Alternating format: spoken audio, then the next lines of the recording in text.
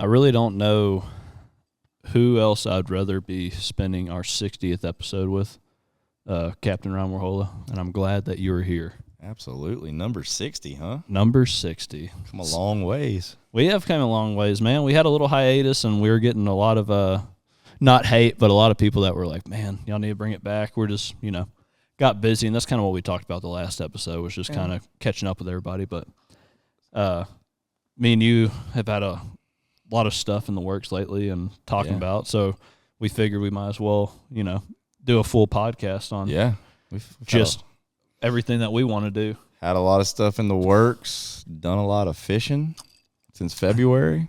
Done a lot of fishing. Yeah. Done a lot of fishing. I figure that's what we'll get into. Me and you, shit, we fished how many tournaments in the last? God. I think this next one will be number 14, this year. Number 14 for the year. I think the last one I was like at number 10, but you fished those ones with your son. Yeah, I fished a lot of stuff with Brooks, and then I fished a couple by myself. So yeah, we a couple one-offers and stuff. So yeah, but me and you just alone, we fished 7. Yeah, this year together. One of these we're gonna win. Yeah, one day. one day. Hopefully this year. Yeah, it's funny. I always seem to catch the big one in practice, or I always seem to catch them, the day after. It's never during tournament day, but one day it'll happen. The stars will align. And it's like you were telling Ranch, you're like, I can't ever catch the bigger fish whenever we're fishing together. But then so in reference to the people, one of the little team series we fished, the Lone Star Bass Club out of Southeast Texas, you fish they made it for shift workers, so you can fish either Wednesday or Saturday, and it's for anyone that works like DuPont or 4 on 4 off. You can fish the tournament no matter what every month.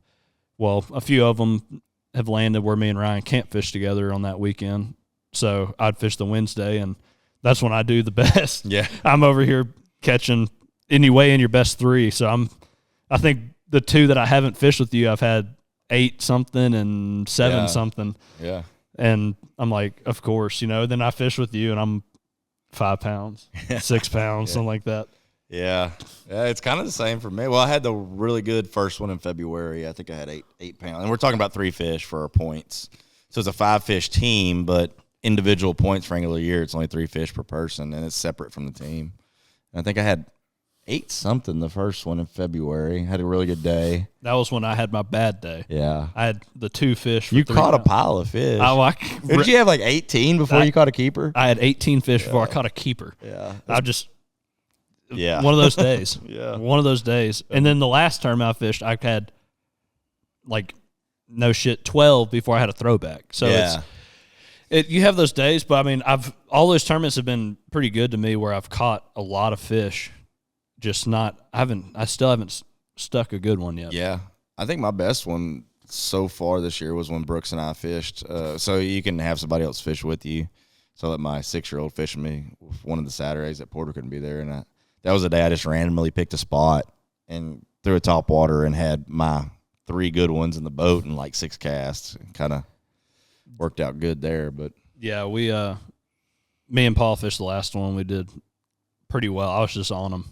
And I was like, Paul, throw this.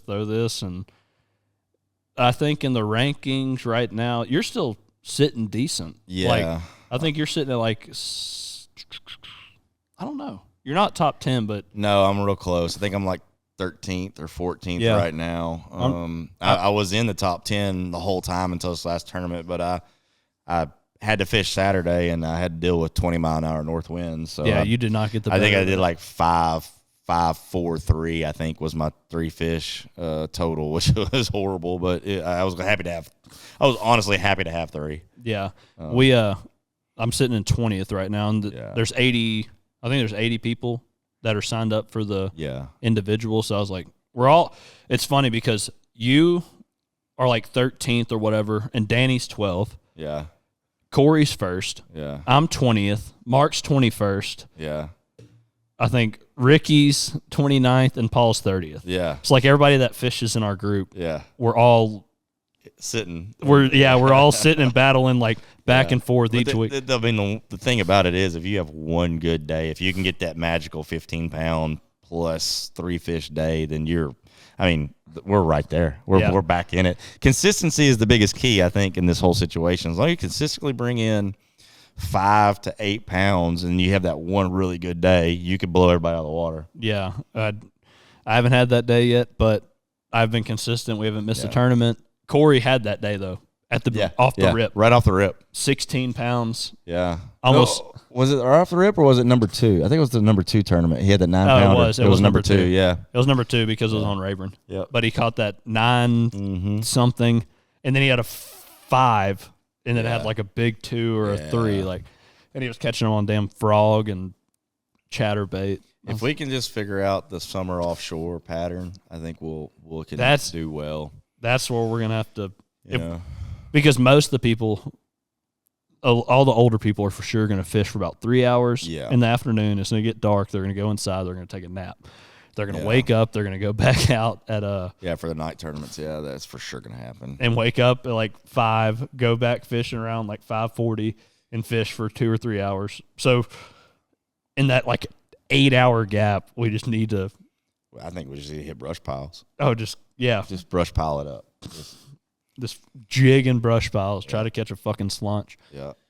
But talking about the tournaments, I think the first segue will be me and you who were talking about it, and we've been talking. Me and the boys have talked about before starting our own. Yeah. The Bayou Dragon Invitational. Yeah. And we've had a lot of success with the frogging tournament that we have. People don't know, every year, this is our 3rd year we've done it this past April, and it was it's frogging tournament. Teams of 4, bring in your best 15 frogs. And like from the first year, we had like 21 teams to the 3rd year where we have 34 teams. Yeah.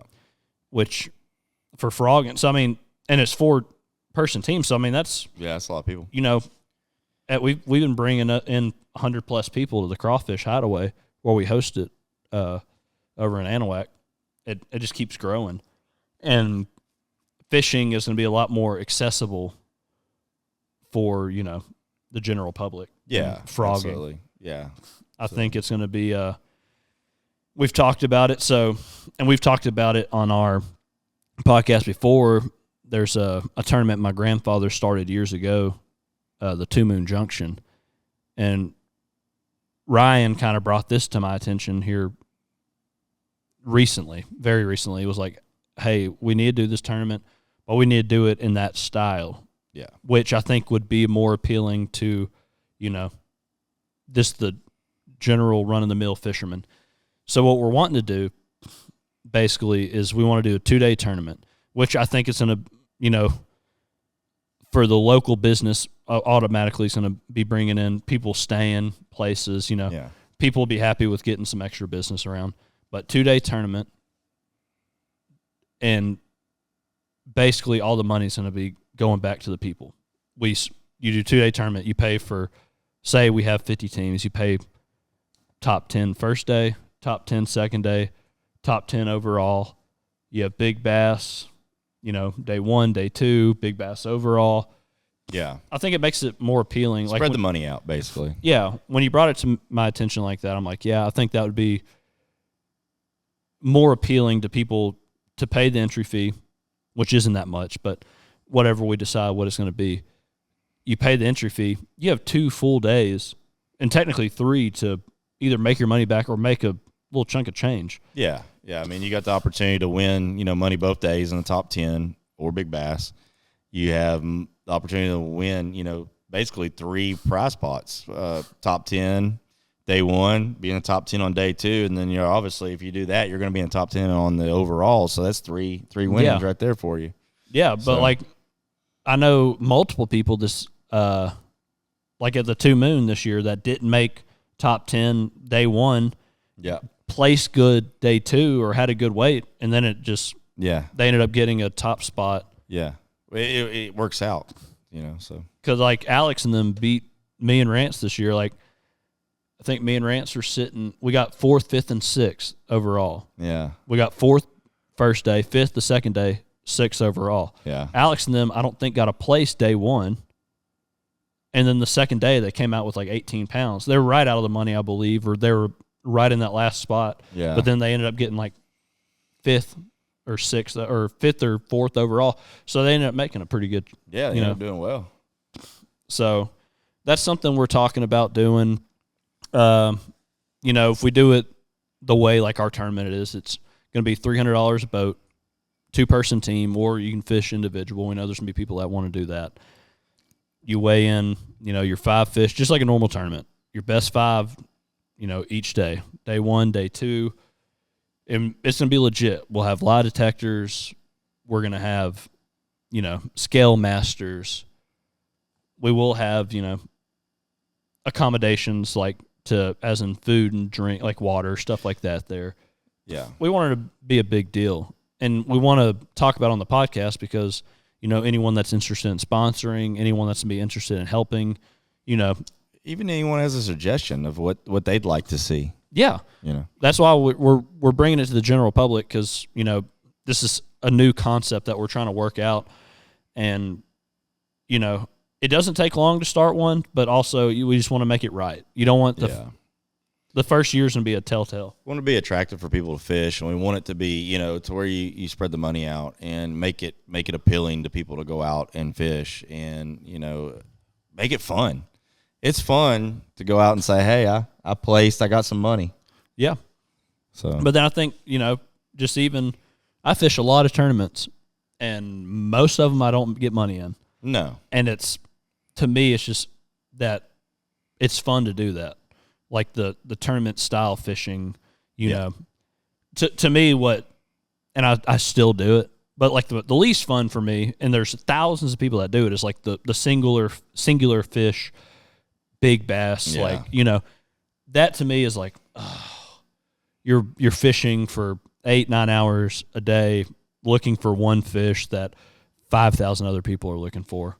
I feel like the big bass is a lot more luck than anything. It takes some skill, but you also have to have a lot of luck going your way, right, to get that bite. Yes. But I think it's more skill-based to go out there and try to catch your best 5 and compete that way. Yes, for sure. And if anyone says otherwise, then it's like either one, you're young and you know how to live scope like a sumbitch, and you can go out in 50 foot of water, and it's like, dude, it's so easy to catch big fish. Well, the majority of people, like me including, I'm still pretty young, but at 30 years old, I was like the live scope wasn't a thing.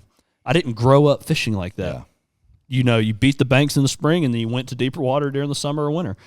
That was it. You didn't know what the hell you're fishing. You couldn't see what you were throwing at. General idea, but so I think the majority of people, the recreational fishermen that would fish this, would enjoy an actual tournament style 5 fish. And the 2-day format's fun too, because I've done it in the 2 Moon. Last year, I tanked day 1. I think I weighed in 2 fish. And then I came back on day 2 and placed in a top 3, and I ended up getting a top 3 and an overall for the tournament. You did. So it gives you that opportunity to still win money, even if you don't do good on day 1, or it happens vice versa to people too.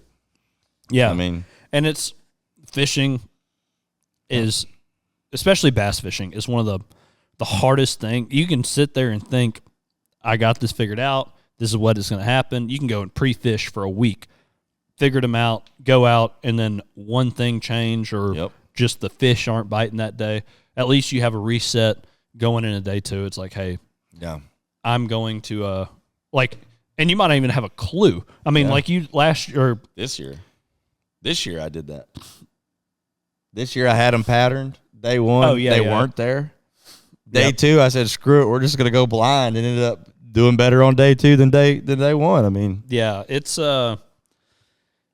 crazy. And that was that my best tournament this year in the Lone Star tournament. Yeah. Like I thought all week I'm going to go to where I fished the 2 Moon. Yeah. And I was like, there's fish there. I went 2 days before and didn't get a single fish, and I was like, screw it, I'm not fishing the day before. I'm going to go and just wing it. Yeah. And I had my best tournament day. Yeah, that's like me too. When Brooks fished with me, I just winged it. I had an idea, but then I said, I knew because you fished on Wednesday, you said there were fish in this one area, but I just went blind. I just went and kind of just messed around the day before, ended up catching a freaking 6.6. Yeah, you got to love that. Yeah. And then I said, well, I know I'm going to start that morning, and on a same area as I caught the fish the afternoon before, but a whole different pattern, and ended up just absolutely smoking them. Dude, so. God, talking about catching, I have, so I think I fished the 2 Moon, the 2 Moon itself. It used to be the Ullman's, which is a big tournament. Like you have Louisiana, Texas Ullman's, and that's kind of how this 2 Moon Junction got, started. But like this was like the 13th year of the 2 Moon, 14th year, something like that. And I think 5 or 6 of the tournaments I have, I usually get up there the whole week before. I pre-fish. I have shafted myself at least 5 times, with one time a 9.5, one time a 8.5. One year I caught 2 6s, like one of them the day before. I'm like, yeah, oh my God, it's so frustrating. Then you go out, and I mean, I've won big bass in that tournament before. I've won that tournament and it wasn't even the year I caught the 8.5 pounder during it. I didn't even win that one. I won it on a sheer fucking just. We didn't even the year that the second day you fished by us. Yeah. And you ended up getting in the money. Like I didn't pre-fish that one time. Yeah. We didn't touch it one time. Just went down there. We just went down there, winged it, and ended up 2 days in a row putting it. It's fun, man. And I think a 2-day tournament will give people who don't fish a lot, who are going to be interested in fishing this, Bayou Dragon Invitational, Bayou Dragon Open, whatever we want to call it.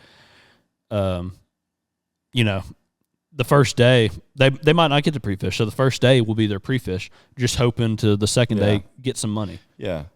And speaking of pre-fish, it's not going to be off limits or any of that stuff. We want people to bring fish to the scales, so you could fish Thursday, or if we have it on a Friday, Saturday, which is what we do with the 2 Moon. We might do it on Saturday, Sunday. Kind of just depends. Just to it'd be probably more accessible for people. Yeah, but I mean, you could fish all the way up to the evening before. It's we're not going to do off limits or any of that stuff. Yeah, a lot of that. I mean, we're not there's no one. It's not a professional tournament. No.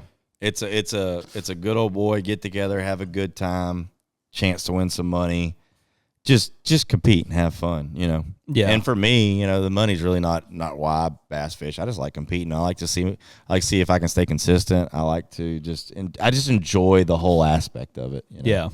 And I'm not gonna. And honestly, because if I know there is a couple of pro fishermen that like look into this, or that follow us, or I got buddies that are. I mean, I don't see anything wrong with them fishing it. No, because I'm not going to say I'm a better fisherman than them. They do it for a living, but it's bass fishing. Yeah. I've seen what they can do. They can go out and get this 0. Yeah.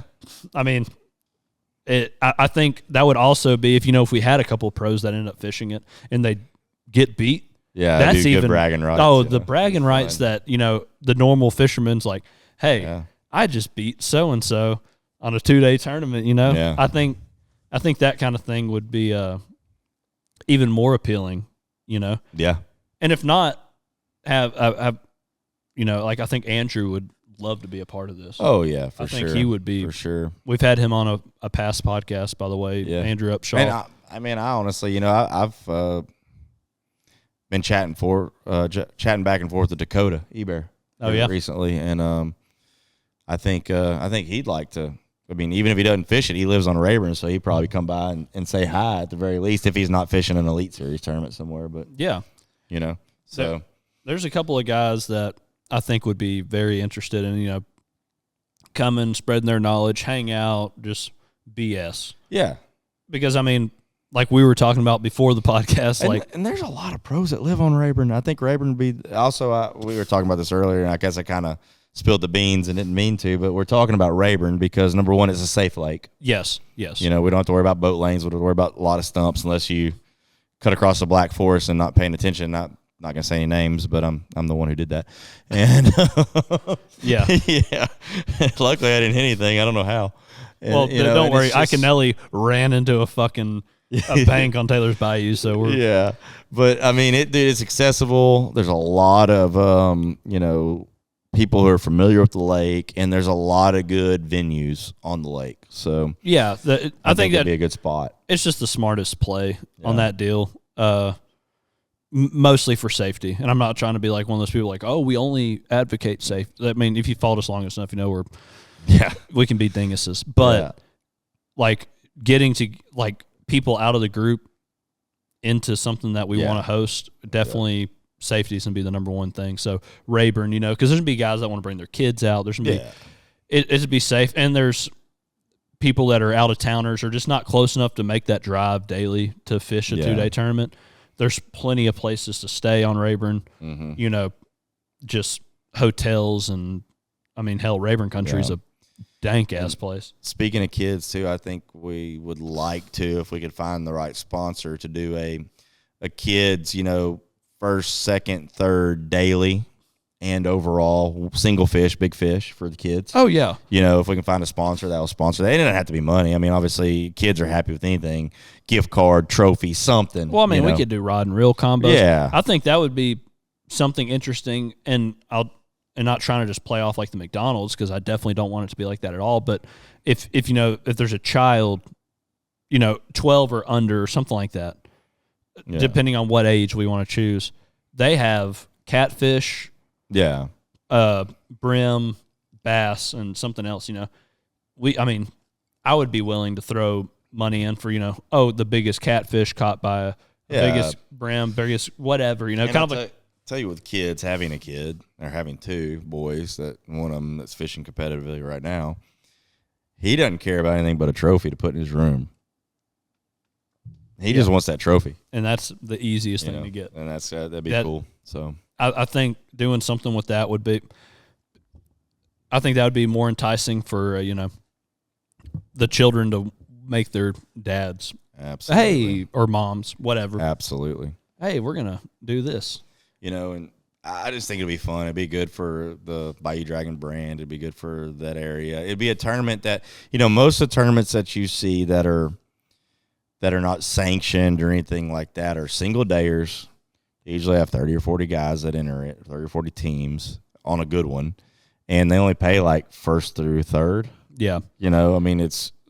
Which is fine. I fish those tournaments. Yeah, they're fun, but I think it'd be cool to have one to where, it's a 2-dayer, and there's some strategy that gets involved. It just makes it a weekend for somebody to go up to the lake and go fishing. Yeah, for sure. Make a vacation out of it. Yeah, bring your family up there. Fish out of a pontoon boat. I don't give a damn. Yeah. But, follow the rules. I do. You literally just said that perfectly. Like, pay out, give back to the people that are fishing in it. Yeah. Like, there's nothing that goes back to the house. It's just no, we don't need the money. I would rather I want something to bring people together. Yeah. And there ain't nothing. I mean, more like bass fishing. I mean, it is. Beautiful. We want it to be the tournament that everybody looks forward to going to every year. We don't want it to be a one-time thing. We want it to be successful, and we want it to go on every year. Yeah. For a foreseeable future. Yes, for sure. I mean, just with people, like we said, I guarantee we can get 40 or 50 boats. Like, if we can get 50 other boats of people that we don't know. Yeah. And truthfully, if we can get, by some way we get 100 boats that enter in. That's a lot of money spread out, man. Yeah, we'll pay 20 places. You still want it to be worth your time and effort, and if you fish real well, you want to get compensated well. But also, if there's 100 teams, pay top 20. Then, make it where first place still gets a couple grand. With 100 teams, you could do top 10 daily and then top 20 overall or something along that. You can make it to where the money spreads out. It's just a matter of putting pen to paper, which we will do once we gauge the amount of interest, So if you're watching this, DM the page, get on Instagram or TikTok or Facebook and send a private message, say, hey, I'm interested. Let us know. That way we can kind of gauge the following we'll have. That way we can kind of figure out how we're going to do it per the amount of boats. Yes. So. And I'll get with Casey, and I know he'll want to be a part of this. Yeah. And his wife, they're the ones that handle the frogging tournament entry fee, which they use they have like a PayPal account. So then you get a list of people, you get the names, the team names, all that stuff. We'll have announcers, which I mean, like I'm not going to fish in it. I'll be working it. Ryan, Mitch, people like that. We'll just coordinate, but Mitchell, who everybody knows, will be the announcer for this thing. Yeah. It'll be a good time. And truthfully, it shouldn't be too hard. We can probably get live music. Yeah. Have like a concert afterwards. We finish the tournament at, 3:00, have an hour of, getting everything situated, do the payouts, and then, we're just grilling up Zumos and DJs and have some live music going on or something like that. I mean, just to be a good time, Absolutely. I think it'll entice the weekend warrior fisherman. It'll be fun for sure. And there will, hell, if you want to fish your John boat, you want to fish, in your $100,000 freaking Icon, whatever you want to do. Yeah, you can do whatever. You can do whatever. I mean, I fished the RTS or RDS tournament, I think it was. Mm-hmm. It was like 185 teams one time, but it was like I think it was Big Five. I think it was Big Five fish, and then there was but they paid out like multiple big bass deals. It was a little bit different than like a normal one. There's like one big bass. There's like 5 big bass, and there's like top. They did like a percentage deal, so however many people did it. So I think they paid the top 18 or 30 teams, however it was. But it wasn't like money. It was like gifts. I think we'll model this one, if there's 50 boats, 100 boats, 150 boats. Yeah. When we say boats, I mean, obviously you can fish a team, 2 guys in a boat. But you can also, if you're the guy that likes to fish by yourself, you can enter yourself, and you could be your boat. You could be the team. You can be a one-man team if you want to be. There's guys that like to fish alone. There's guys that like to fish with a partner.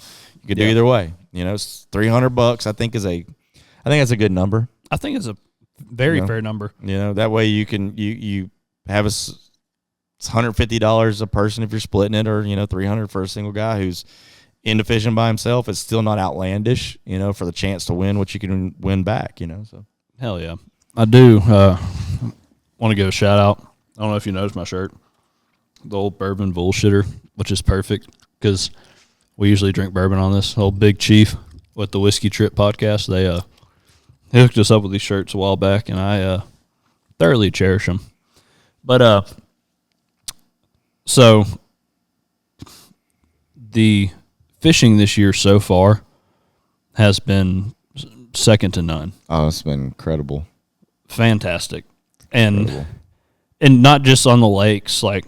Because there's a lot of people that listen to us or whatever that don't have the accessibility of, running to Rayburn or going to Toledo or doing this. Like, just even if you're pond hopping, fishing your local reservoir, whatever, it's been good everywhere. Yeah, it's been really good.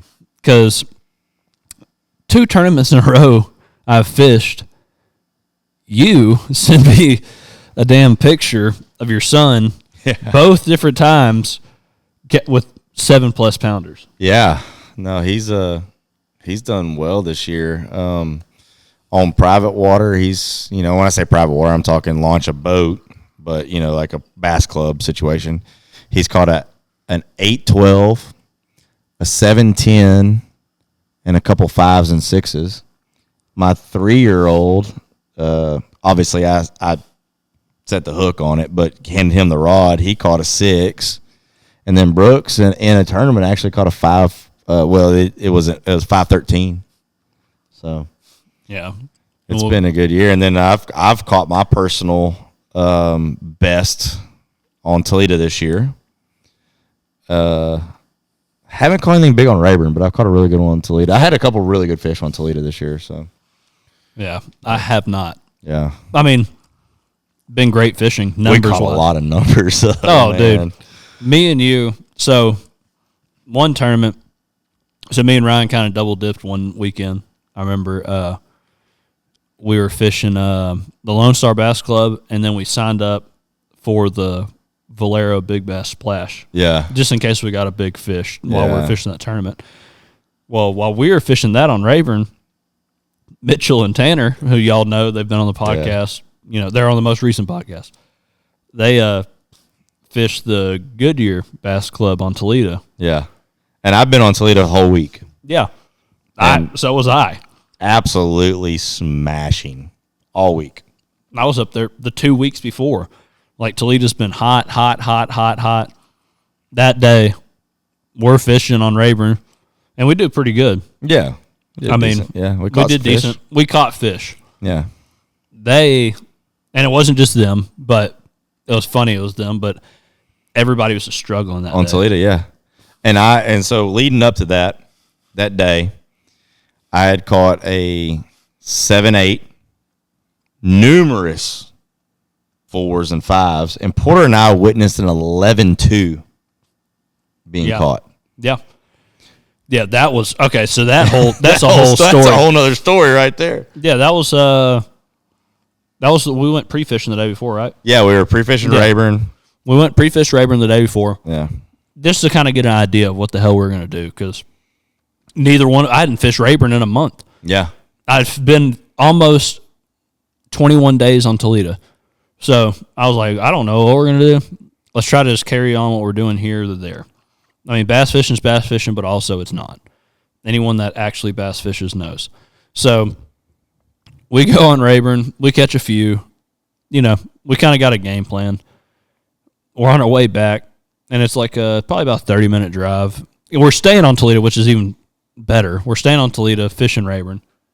And we get back to the house, and we're sitting in the driveway, you know, about to crack a beer open. Been a long day.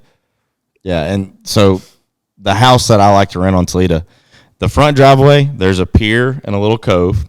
The backyard is the lake as well. So we're backed in. Actually, I think we were pulling up, and I was like, that dude's got a good fish. Yeah, no, we were literally pulling up, about to back the boat into the driveway, and you said, well, he has a decent fish on.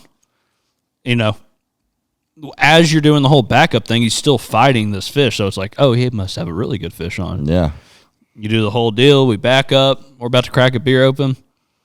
And you're like, oh, shit. He has a good fish on. You see him, like, do the old pull it up, go down in the boat real quick. So we're just kind of, like, watching from afar. And they finally, like, see that we're watching, like, hey, do y'all have a working scale? We don't have one that works. It's like, yeah, we do. Ryan jumps in the boat, grabs it, walk down to the pier, and they pull out a sure enough Ned. Whoop. Yeah. Like, I mean, Ned. And the biggest fish I've ever seen in person. One of the biggest I've seen. Like, I've been doing this my whole life. Yeah. I'm only on year 3. So. Yeah. And I'm saying I'm on year 20-something, and that was in my top. So, and especially, and I'll get to it, post-spawn. Let you be. So, Ryan's showing them. They pull out this freaking Ned of a fish, and I have it. I'll actually, like we're talking, I'm going to post this video at this spot right here, right about here. And they pull this Ned out, and they can't get they can't figure out the damn scale. Yeah. But as soon as it comes out of the live well, Ryan's like, that's over 10. Yeah, 100%. That's over 10. And 100%. That's over 10. I was like, that's a sure enough Ned. And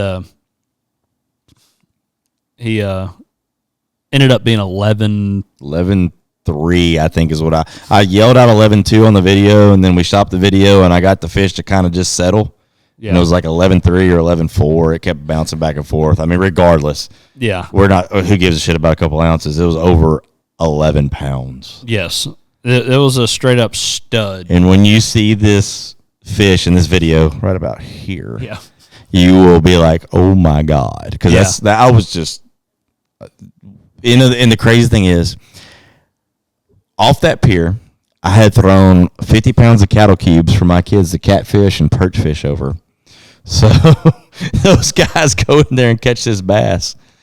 And it was just incredible, man. Just incredible fish. And, I mean, it was all in the same week. And so. Remember what they caught it on? And take it back. I really can't. This has been months ago. I can't remember if it was post-spawn, pre-spawn. Regardless. Yeah. It was. I have the video. I'm going to post it right about here.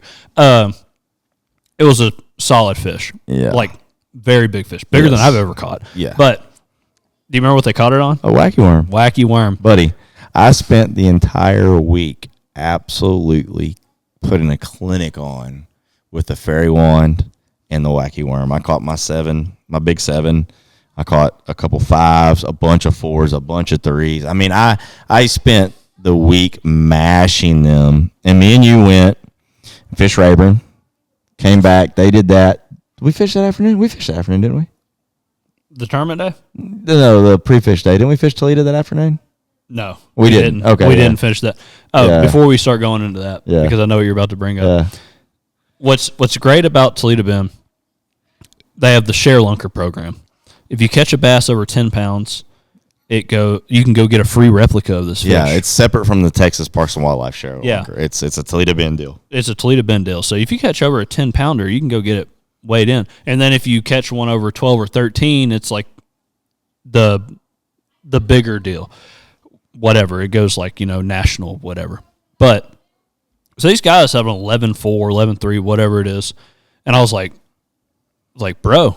And these are two like 60-plus-year-old men pre-fishing the team trails, which is a big tournament, And I was like, hey, y'all have like that is a for sure free replica. And they're like, well, where's the nearest place we can do it? I was like, well, Fin and Feather's not that far, from where we were.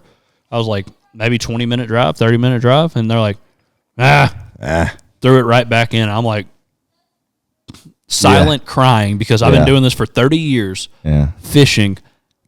I've never caught one over 10 pounds. Just these guys on a wacky worm. Yeah. Toledo's so special, man. I mean, Brooks caught that 8 last year, that high 7 last year, almost 8.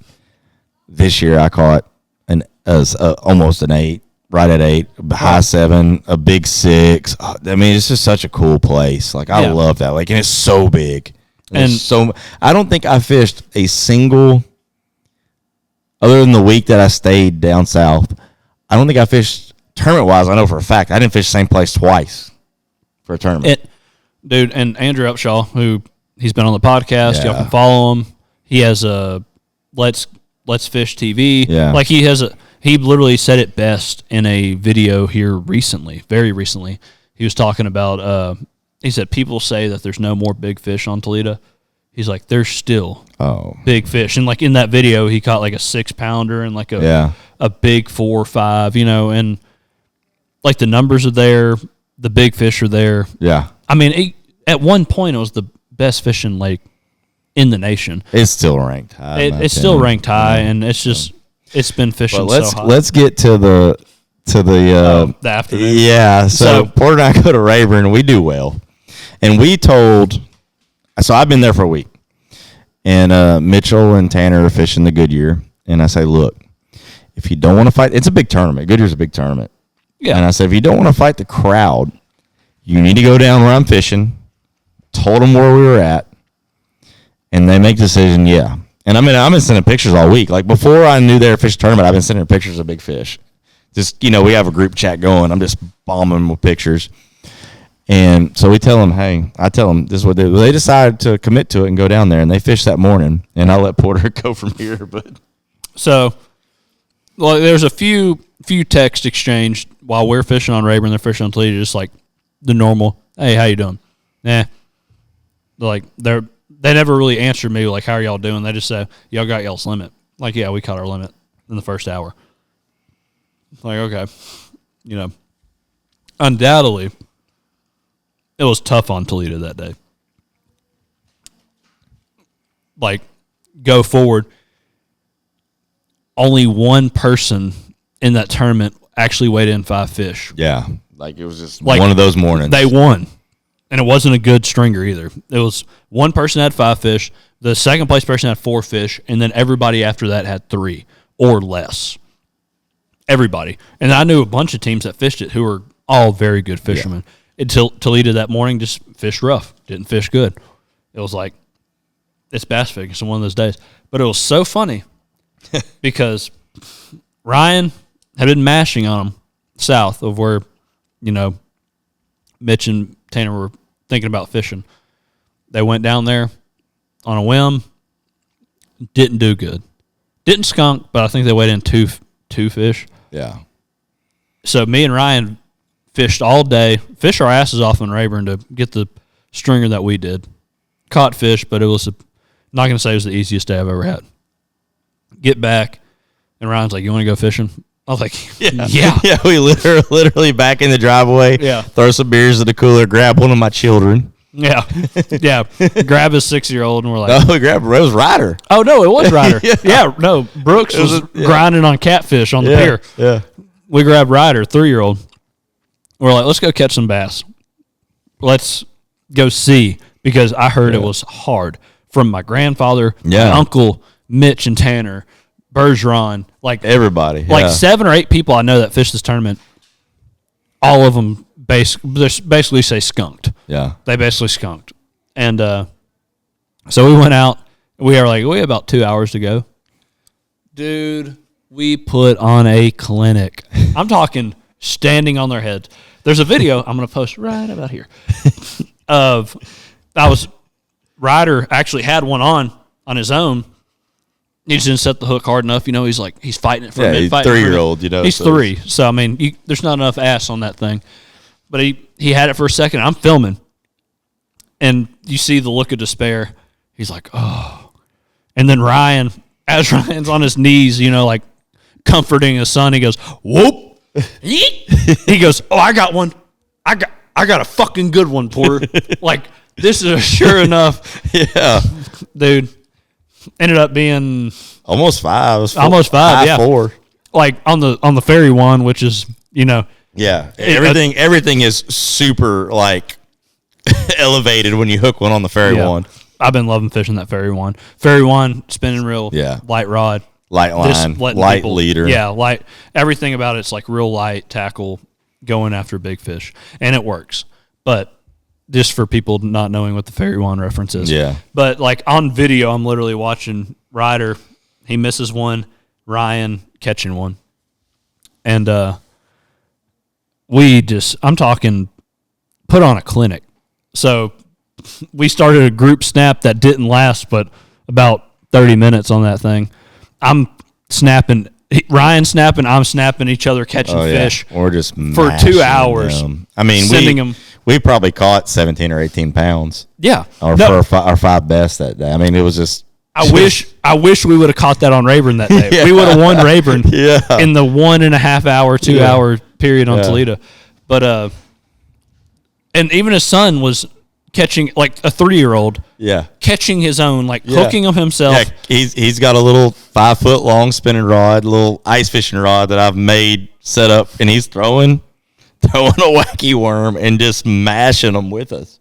Yeah, solo handedly catching fish. Like, we're talking shit to Mitch and Tanner, which we're letting him net our fish. Yeah, they're good fishermen. It was just funny that they were so pissed that they had such a rough day there, and we went to the exact spots that we had dropped pins, and straight up, it's just a matter of morning and afternoon. It was just afternoon feed, is what it was. I mean, that's how bass fishing goes, and that's the synopsis of basically the 2-day tournament, like we're talking about. Full circle, call it a callback. You can have that day where it just, nothing works, nothing, I'm backlashing. I can't set the hook. I can't do this. Fish are biting, I'm not catching, or I'm fishing good, fish aren't biting. Yep. It happens to everybody. Happens to the pros. The pros will actually tell you it happens more than anything. I mean, you can be on fish, you can do this, you can do that. But it's just funny, just a matter of hours that me and you put on a clinic.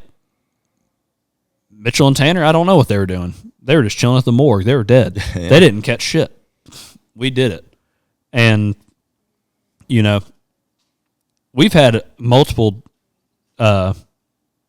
days this year where me, you, and one of your sons have just straight up put on a clinic. Ryder, Brooks. We've had me and you've done a lot of bass fishing this year. We have. This is a very bass fishing oriented podcast, this episode, but we've done a lot.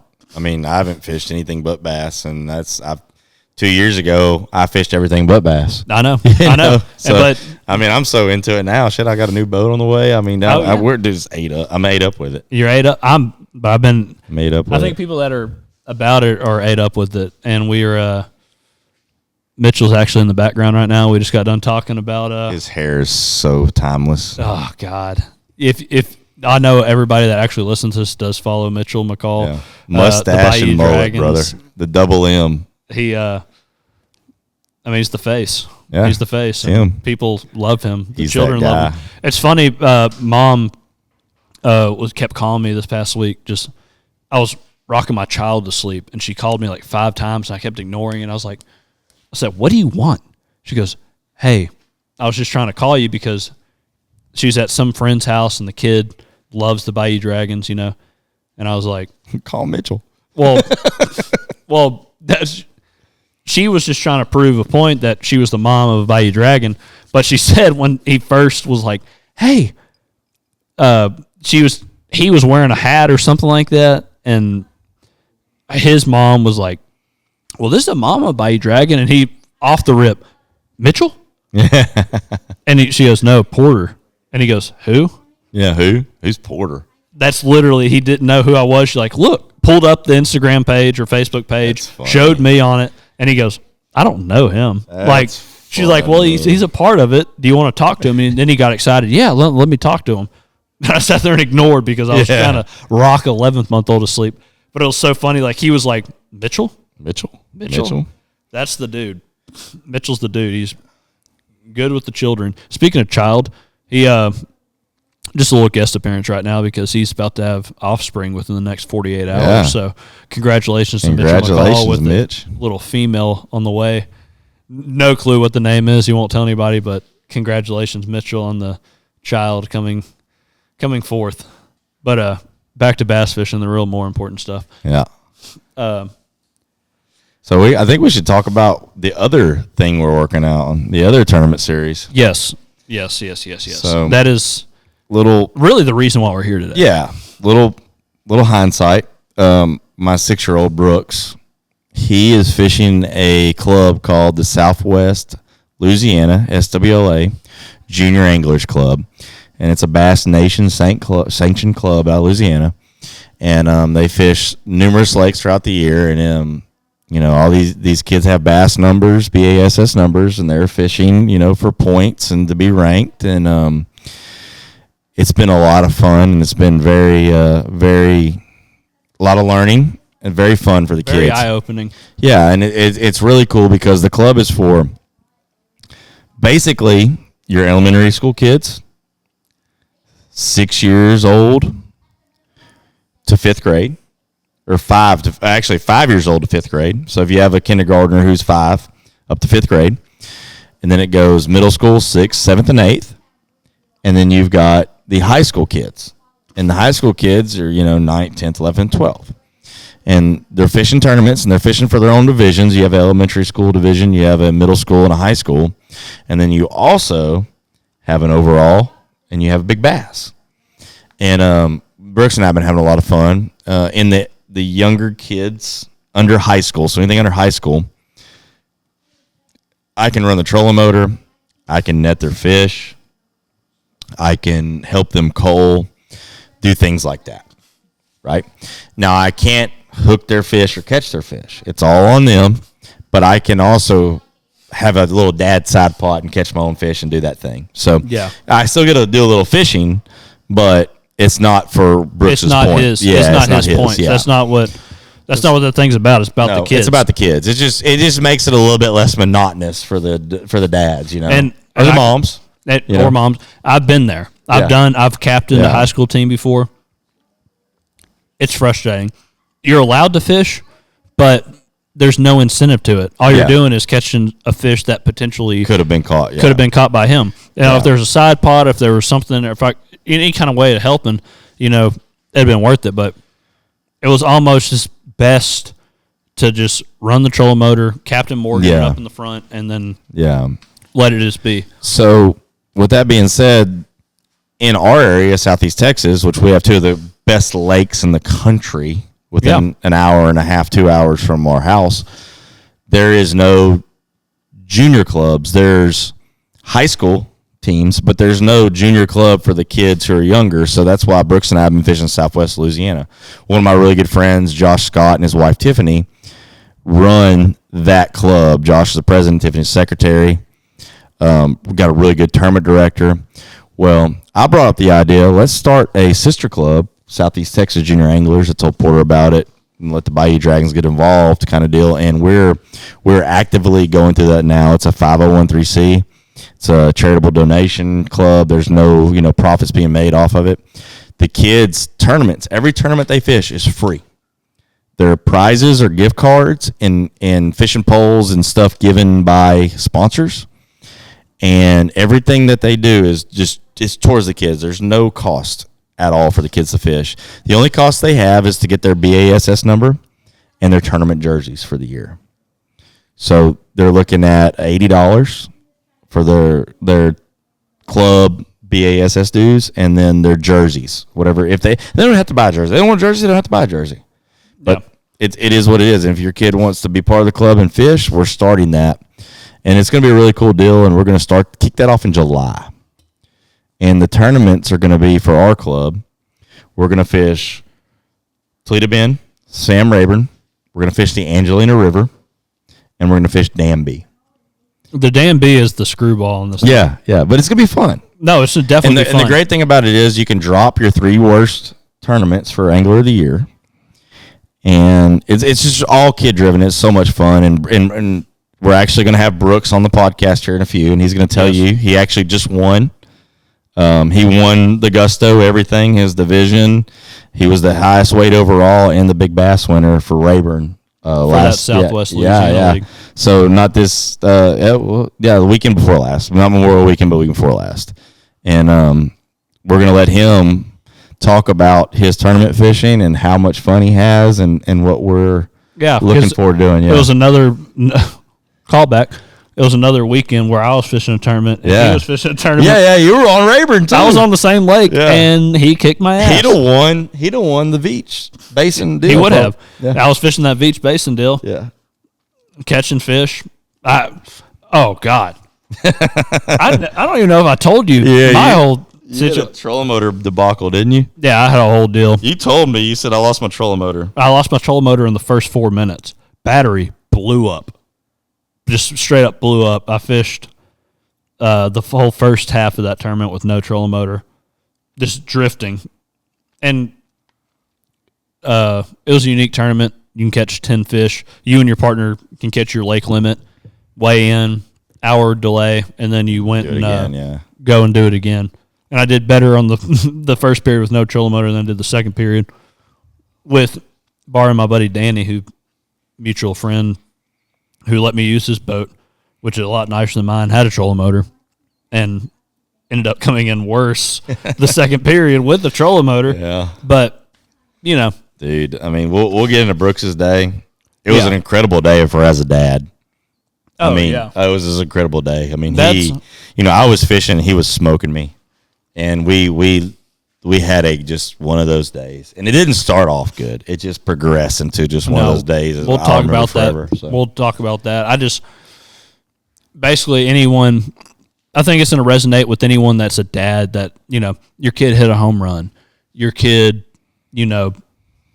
aced a science project at school. Something that made you proud of your child. You had that recently of,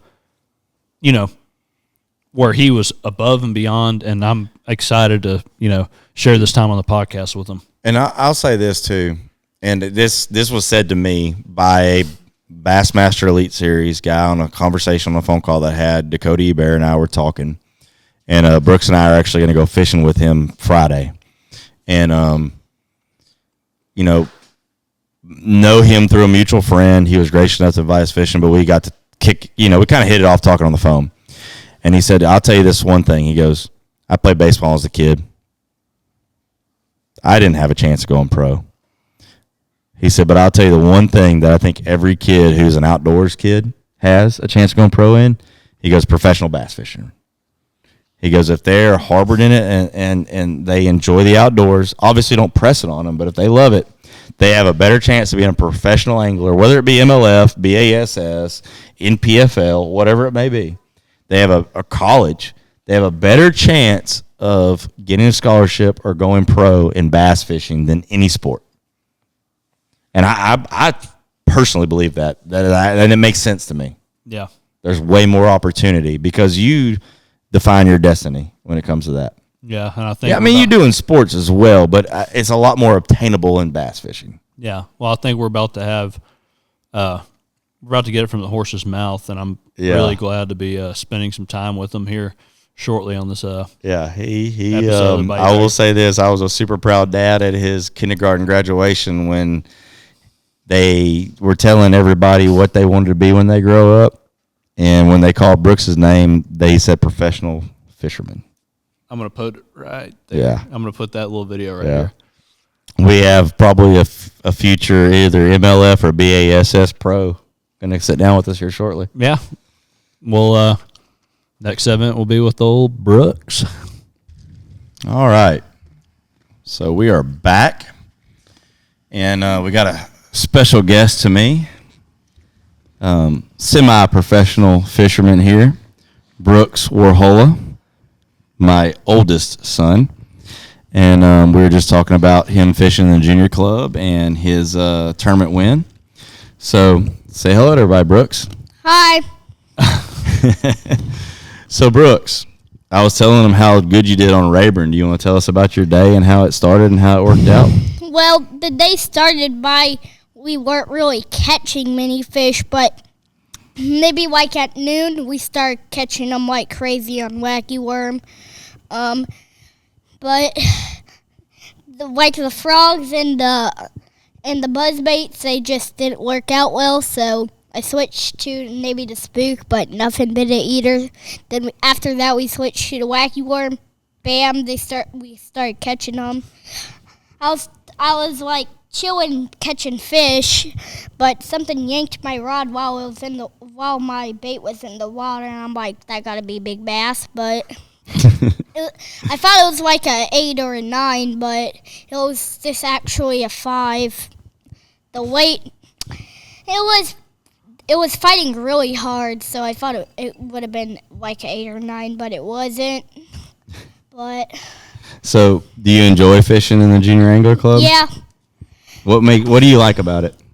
I like how fishing is just too good, and I like how you get stuff like gift cards and stuff. Yeah. And I love fishing every day, so yeah, fishing is just my thing. So do you like competing against other kids? Yep.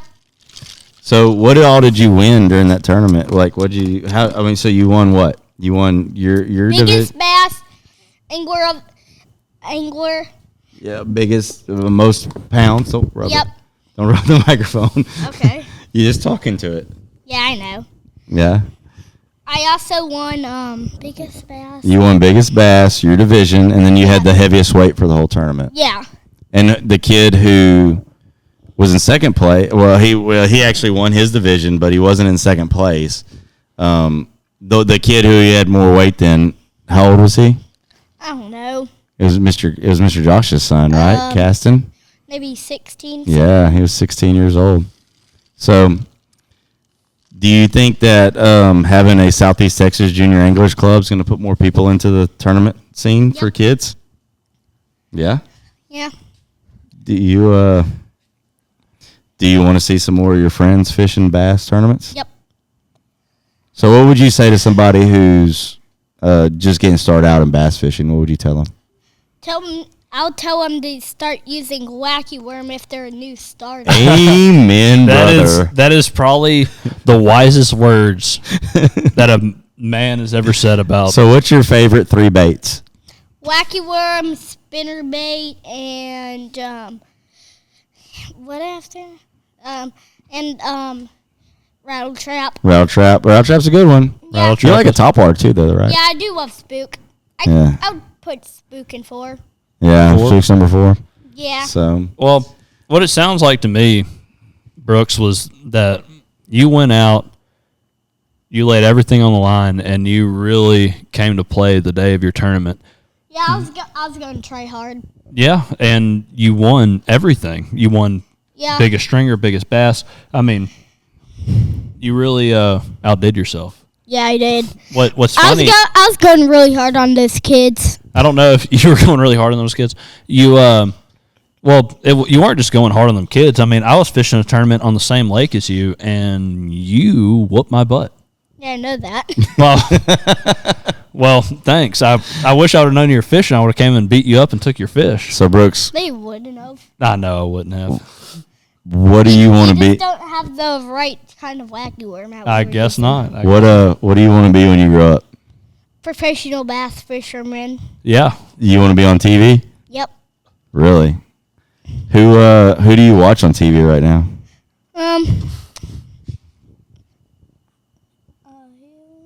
You know who you watch? Ace videos sometimes. Yeah, you watch that. Outdoor Boys. Ben Milliken. Yeah.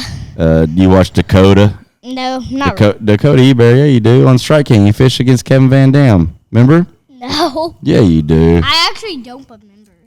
We watched that the other night. And who else did we watch?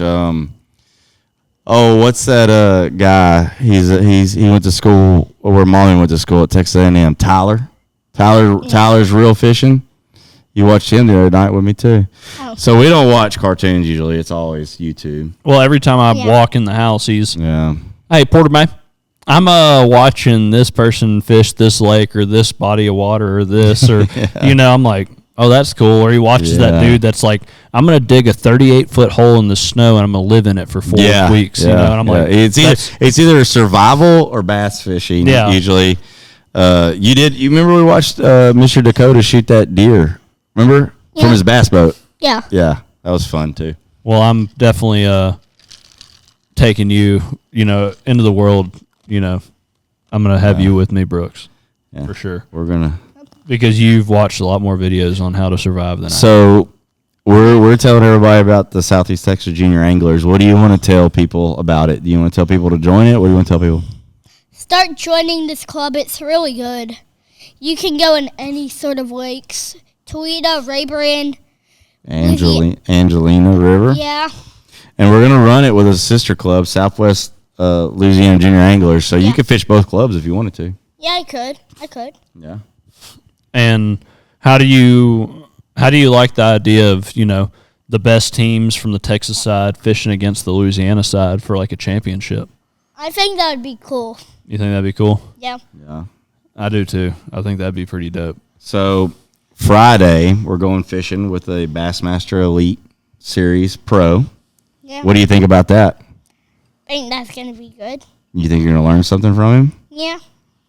What are you going to ask him? But I already know. If you can ask him one question, what are you going to ask Mr. Dakota? I don't know. You don't know? I actually don't. You going to ask him about live scope, or are you going to ask him about...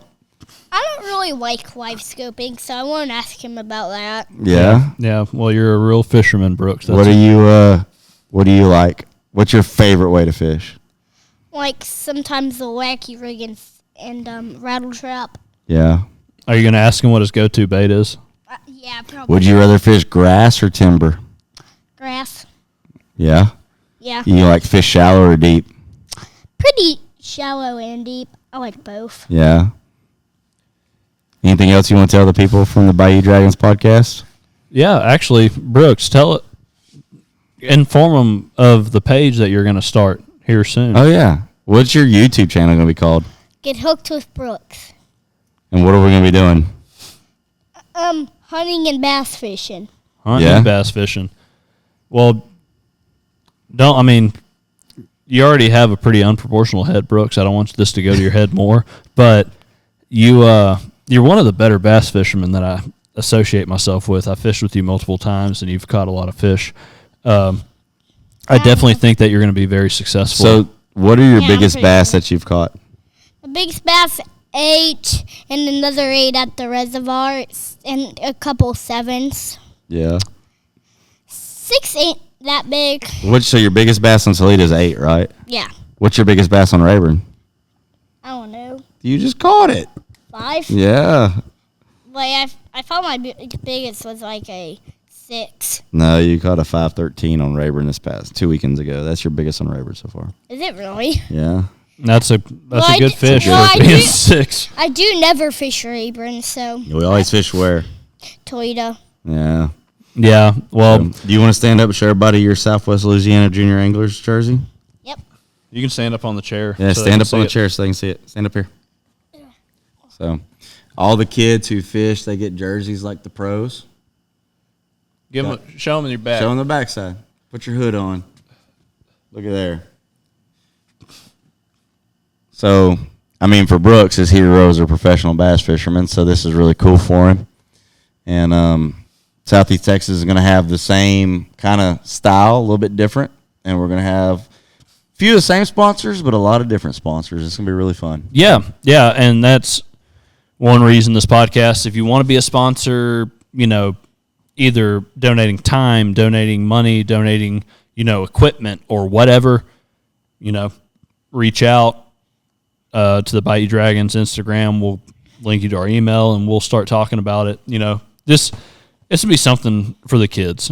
I mean, it's all about the kids. And I can tell you, being involved with it this past year, it's been really cool, really special. It's fun to see those kids out there. It's fun to see those kids going when after I was at the lake, I threw a little crankbait, but on the back of the boat, I missed a 4-pounder. Yeah, you lost a good one on that. Yeah. What do you think about all the other kids that fish with you? Is it fun to fish with them? Yeah. Are they your friends? Yeah, it's a good challenge. Do you look forward to seeing them when you get to the lake? Yep. You have fun at the weigh-in, even if you don't catch fish with them? Yeah. Yeah. It's fun. It's good camaraderie. It's a good time for all the kids. And, man, I just got to say that I've really enjoyed it, and I think it's going to be really, really, really cool for the Southeast Texas Junior Anglers and Southwest Louisiana as well. If anybody's in Southwest Louisiana that wants to get involved, you can also DM. Put you in contact with those guys over there. Josh runs a great club, and he's a really good friend of mine, and he'll be happy to have you.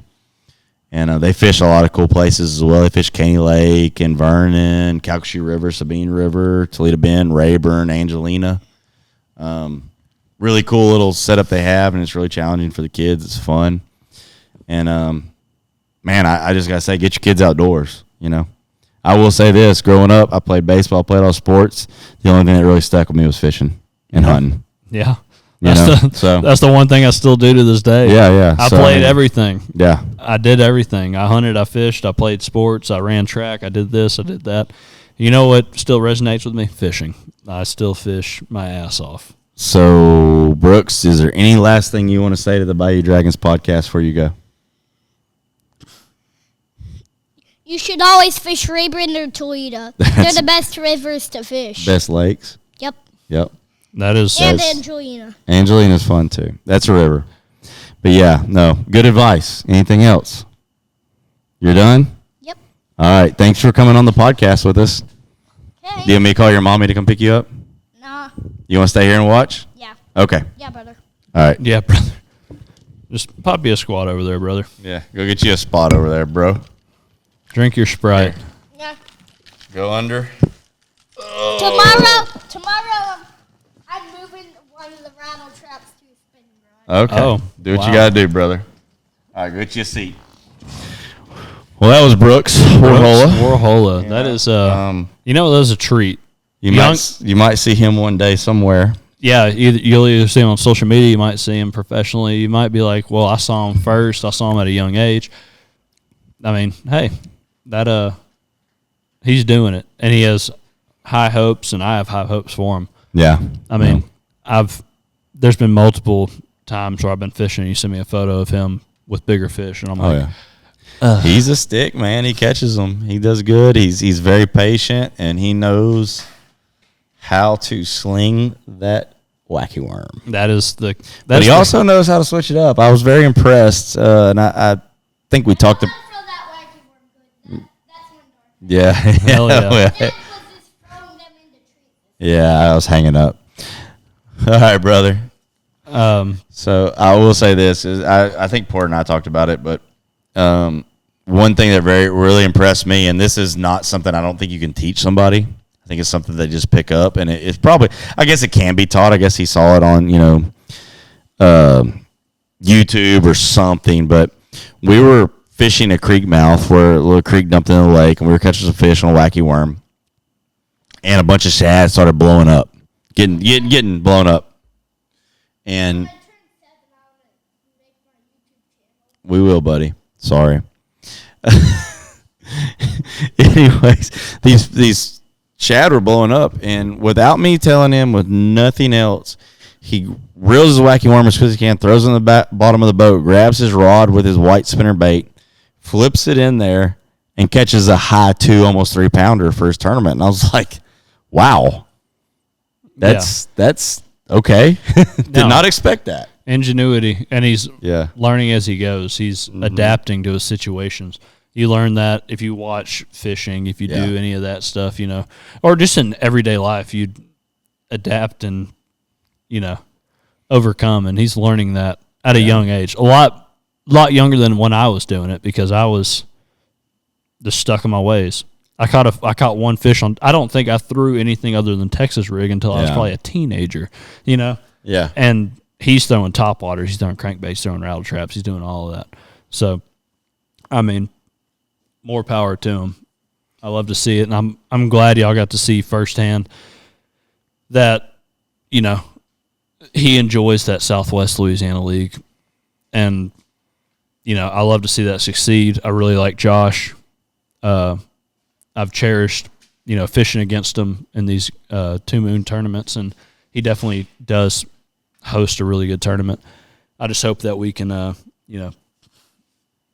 bring that in and do it Southeast Texas style, and really get the kids involved, the parents involved, and, bring in a bunch of sponsors and do everything with that.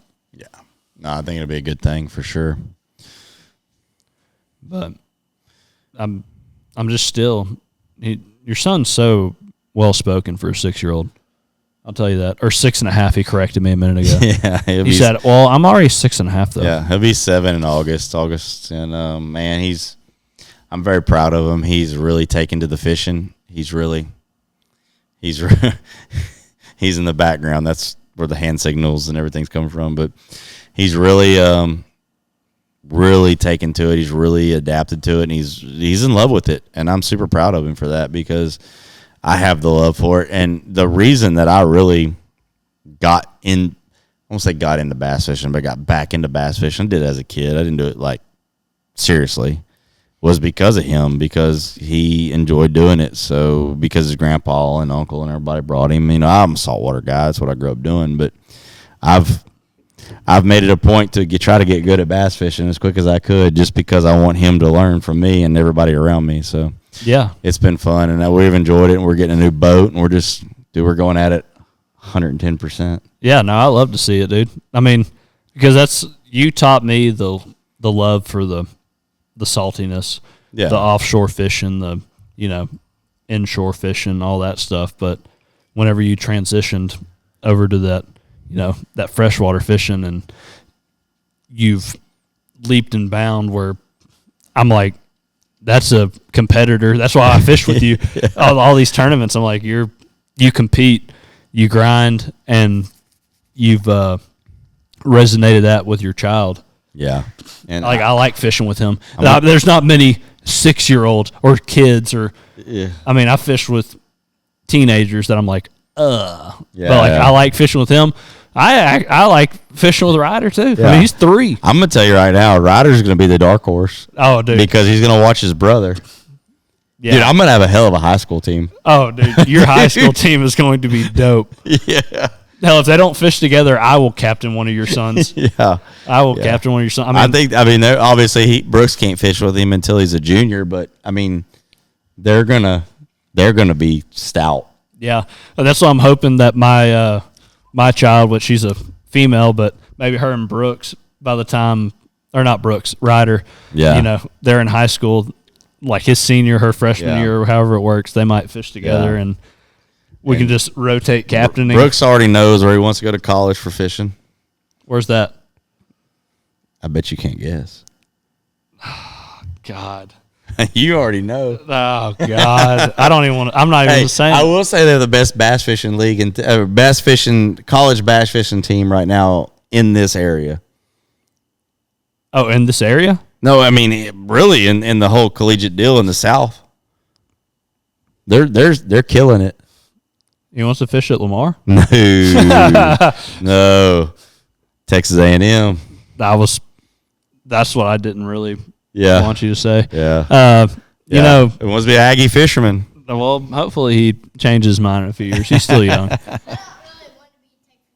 Where do you want to go now? You changed already?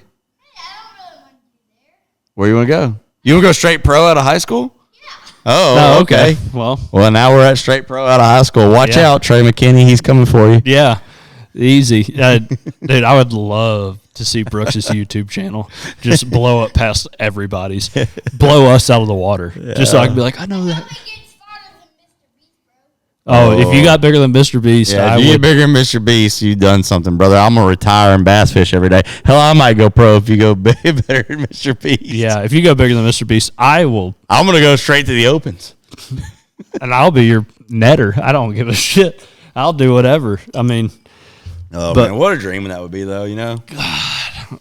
I just love that's he's capable of being able to do that, have that dream, because that wasn't a thing. Like social media wasn't a thing when we were, No, that and high school bass wasn't a thing. No, Dude, that started. My whole life path could have been changed if there was a professional fishing. Oh my God! Like not professional, but a high school sport being fishing. Dude, I would have. That's all I would have done. Honestly, I probably would have gone from football straight to that. I don't even think I'd have played football or baseball. I'd have been fishing. Well, football wasn't in the same that they didn't conflict with the time. I probably still would have played football. I would say I still would have ran track, but honestly, I probably would have been too hard on bass fishing. That would have been. You can't miss the spawn. No, I'm not missing the spawn. The good thing is that the tournaments are on like weekends usually, so dude. I would have been like running and going straight to the lake. Like, dude, I'm so ate up now that I wake up sometimes at like 1 or 2 in the morning just out of a dead sleep, and I can't go back to sleep because I'm thinking about the next time I go fishing, what I'm going to do different, how I'm going to do this, what tactic I'm going to try. Like, I make it a point that since I'm still in this learning phase, that I'm trying new stuff every time I go. Like, that's why I'm so excited about Friday. I might not even cast. I'm just going to sit there and watch Dakota and be like, how can I learn? And if anyone thinks I'm joking, me and Ryan, most of our messages, 98% of our messages are talking about fishing. But like Thursday, 3:32 p.m., I haven't messaged you in a week. Like, we haven't talked in a week, and you just messed me out of the blue. I wonder if the bass are wondering what I'm doing like I'm wondering about them. Yeah. And I just said, I like to believe they do. Like, that is basically. My biggest piece now, if I'm not fishing, is sitting in my boat and rigging. Just sitting in my boat and messing with my rods and getting my stuff together, and I know how I'm going to catch fish, but I know how I'm going to try to catch fish differently. Like, I have tried so many different things this year. Like, I've learned how to Nico rig. Did not know what a Nico rig was until January of this year. Trey McKinney, watching his videos and stuff like that. And also, there's a bunch of them that are doing it, but Trey was one of them that I really like keyed in on how he was doing it. Dude, I mean, I'm watching YouTube as much as my kid is now because I'm so obsessed with it. Yeah, I love to see it because that helps me more. I don't do as much research as you, so like you're like, hey, I saw this, or these people are doing this. I'm like, I mean, the fairy wand. Yeah, you turn me. I'll give hands down. You turn me on to the fairy wand, which Rance has been fishing the fairy wand for years. We've been fishing tournaments for years now, but like me and you fishing the reservoir and doing this and watching you just, some days you're getting more bites than me. Yeah. Like either you're getting the same amount or you're getting more. Yeah. And it was on the fairy wand. So I swapped over that, and now it's been deadly. Oh, yeah. I got Paul on the fairy wand. Dude, I mean, he's 76 years old. He's never fished it. Kind of a crossover thing for me. So, fairy wand is light braid to a fluorocarbon leader, and that connection is a saltwater connection. That is a saltwater specific deal. Like that is something I do marlin fishing and tuna fishing and red fishing, competitive red fishing, all that is that connection. And a lot of this stuff crosses over to some extent. And that's one of them. Like I exclusively fished spinning rods when I was professionally red fishing. Yeah. I love it. It's got, I'll say this hands down, that if I'm, depending on situational, if I'm not getting a bite a certain way, it's swap over to that. I need a bite. The wacky worm, fairy one, or if the fish are deeper, I'll go to a Nico, which is basically a modified wacky. Yeah. It really is. I mean, in all reality, it's what it is. And I go to either one of those on the fairy one, light line, just slow way down. Yeah. I mean, just slow. That's why Brooks is so good with the daggum wacky worm, because he will dead stick it. Like, he will just, and just sit. And I'm like, you need to work it. And then he'd just be like, zzz. Yep. The dead stick this year has been Yeah. deadly, especially on your high pressure days. Yeah. I was using like a what's they called, the other wacky worm things. I was using like a wacky worm, but with a different hook, and I was catching the heck out of those fish. Oh, you're talking about, is it Texas rig Cinco? Yeah, Yeah. not even A weightless Texas rig. Yeah. not even like a Texas rig. It's like a wacky worm. You do it like a wacky worm with a Texas rig hook. Bam, you catch them. Yeah. Offset. Yeah. Cinco. No weight. Yeah. I mean, I remember one time I fished with a buddy of mine who coaches at Buna, Griswold. I was catching him on wacky, and he was like, dude, I hate fishing wacky. And he did the offset Cinco. And I was like, modified wacky worm. Yeah. And he started strumming them also. So, I mean, that's the Neko. Dude, I really fall in love with the drop shot. yeah, the drop shot. I mean, dude, there's just so many ways to get them. There's so many ways to get bit. There's so many ways. And that's the beauty of all of it is you can't catch a bass this way. Try this way. Yeah, or just do keep this. rolling, keep trying. They're biting something, or they're hitting somewhere, or they're doing something, and figuring it out is so much fun. And I love that you've fallen in love with it as much as I do. Oh. So it makes it easy to, hey, we got to wake up at 3 a.m. and head to Rayburn. I have no problem waking up in Hampshire, Texas at 3 a.m. and driving to the lake. No problem whatsoever. Yeah, it makes it easy. Yeah, makes it easy. But I am looking forward to progressing with this Southeast Texas League. Dude, yeah. I mean, Southeast Texas League is going to be awesome. Looking forward to that. If anybody wants to sponsor it, hit the pages, hit Instagram, hit TikTok, hit Facebook, whatever. Those of you who have my direct DM, do that. Porter, whoever, Bayou Dragons or whatever, just DM us if you're interested. If you have a kid that wants to fish, or if you want to sponsor. And also, back to the Bayou Dragons Open Invitational. If you want to sponsor, hit us up. If you want to fish, let us know you plan on fishing. We're going to release dates. We're going to do it where it's not hard on the fish. We don't want to kill a bunch of fish, so we're going to not do it in the dead heat of summer. We're going to do it, in the fall this year. If we have a really good turnout, we'll probably look at doing it in the spawn. Yeah, better fishing time next year. But hit us up. Let us know either if you want to sponsor, if you want to fish. We want an idea. We want to gauge the interest. We want to know for both, for the junior club and for the open. Yep. So let us know, and man, been fun. Yeah, like always, man. Yeah. Been a good podcast. I think we could keep going, but we'll keep it at that. Short, simple. Look, we got some big things in the work with bass fishing, and anyone that wants to be involved or wants to be a part of it, let us know. And we'll respond. We'll get back with you. We love any feed. So absolutely. Thank y'all for tuning in to the Bayou Dragons podcast. Thank you, Brooks Warhola, for being the youngest and one of the most verbal new guests apart. I think he's talked more than Tanner. Oh, he's definitely he's talked more than Tanner and Joe together on one podcast. Yeah. Thank y'all for listening, and this will be releasing soon.